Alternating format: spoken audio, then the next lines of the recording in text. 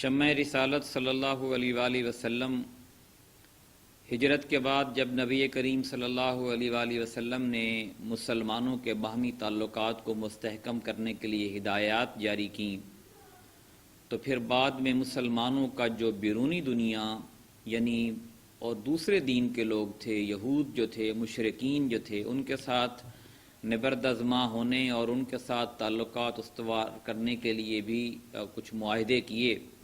سب سے پہلا معاہدہ آپ صلی اللہ علیہ وآلہ وسلم نے یہودیوں کے ساتھ کیا اور اس کی دفعات یہ تھیں۔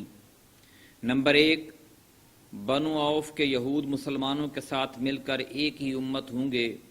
یہود اپنے دین پر عمل کریں گے اور مسلمان اپنے دین پر، خود ان کا بھی یہی حق ہوگا اور ان کے غلاموں اور متعلقین کا بھی، اور بنو عوف کے علاوہ دوسرے یہود کے بھی یہی حقوق ہوں گے۔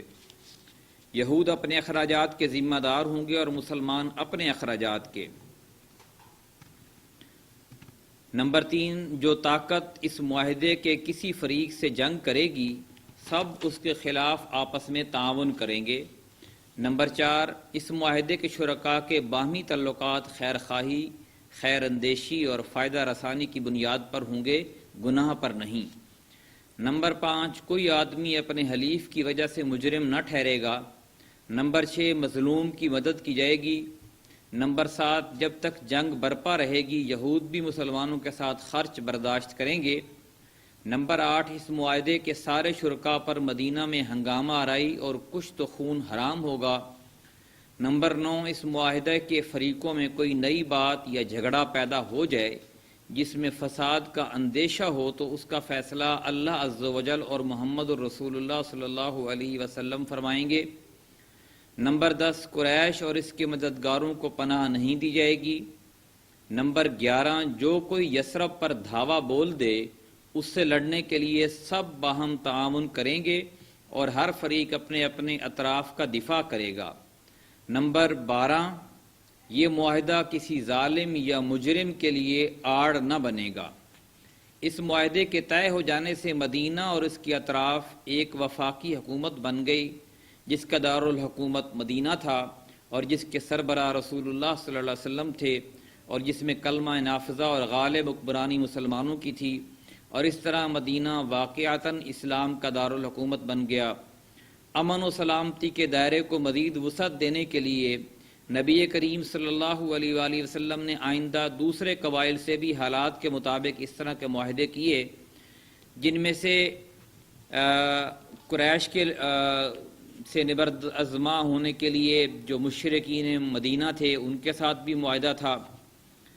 جب قریش کو یہ پتہ چلا کہ اب مسلمان ایک طاقتور شکل میں ابھر رہے ہیں اور مدینہ کی فضا ان کے لیے پرسکون ہو گئی ہے اور انہوں نے ہجرت بھی کر لی ہے اور وہ اب وہاں پہ قریش سے جو ہے وہ نبرد ازما ہونے کے لیے طاقت بھی مہیا کر رہے ہیں، تو انہوں نے یہ اس موقع کو جانے نہ دیا اور قریش کا جو سردار تھا جو مدینے کے مشرکین کا جو سردار تھا عبداللہ بن ابی، جس نے ابھی تک اسلام کا اعلان نہیں کیا تھا، اس کے پاس قریش کے لوگوں نے ایک خط بھیجا کہ تاکہ وہ مسلمانوں کے ساتھ نمٹے۔ خط کا متن یہ تھا کہ آپ لوگوں نے ہمارے صاحب کو پناہ دے رکھی ہے، اس لیے ہم اللہ کی قسم کھا کر کہتے ہیں کہ یا تو آپ لوگ اس سے لڑائی کیجئے یا اسے نکال دیجئے، یا پھر ہم اپنی پوری جمعیت کے ساتھ آپ لوگوں پر یورش کر کے آپ کے سارے مردان جنگی کو قتل کر دیں گے اور آپ کی عورتوں کی حرمت پامال کر ڈالیں گے۔ اس خط کے پہنچتے ہی عبداللہ بن ابی مکہ کے اپنے مشرک بھائیوں کے حکم کی تعمیل کے لیے اٹھ پڑا، اس لیے وہ پہلے ہی سے نبی صلی اللہ علیہ وسلم کے خلاف رنج اور کینہ لیے بیٹھا تھا، کیونکہ اس کے ذہن میں یہ بات بیٹھی ہوئی تھی کہ آپ ہی نے اس سے بادشاہت چھینی ہے۔ چنانچہ جب یہ خط عبداللہ بن ابی اور اس کے بت پرست رفقا کو موصول ہوا تو وہ رسول اللہ صلی اللہ علیہ وسلم سے جنگ کے لیے جمع ہو گئے۔ جب نبی صلی اللہ علیہ وسلم کو اس کی خبر ہوئی تو آپ ان کے پاس تشریف لے گئے اور فرمایا، قریش کی دھمکی تم لوگوں پر بہت گہرا اثر کر گئی ہے، تم خود اپنے آپ کو جتنا نقصان پہنچا دینا چاہتے ہو قریش اس سے زیادہ تم کو نقصان نہیں پہنچا سکتے تھے۔ تم اپنے بیٹوں اور بھائیوں سے خود ہی لڑنا چاہتے ہو۔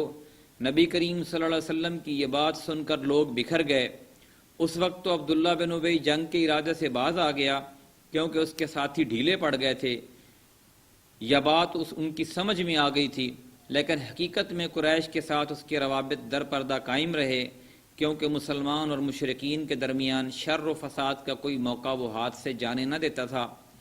پھر اس نے اپنے ساتھ یہود کو بھی ملا لیا تاکہ اس معاملے میں ان سے بھی مدد حاصل کرے، لیکن وہ تو نبی کریم صلی اللہ علیہ وآلہ وسلم کی حکمت تھی جو رہ کر شر و فساد کے بھڑکنے والی آگ کو بجھا دیا کرتی تھی۔ انشاءاللہ یہیں سے اگلے پروگرام مزید آغاز کریں گے۔ جزاک اللہ۔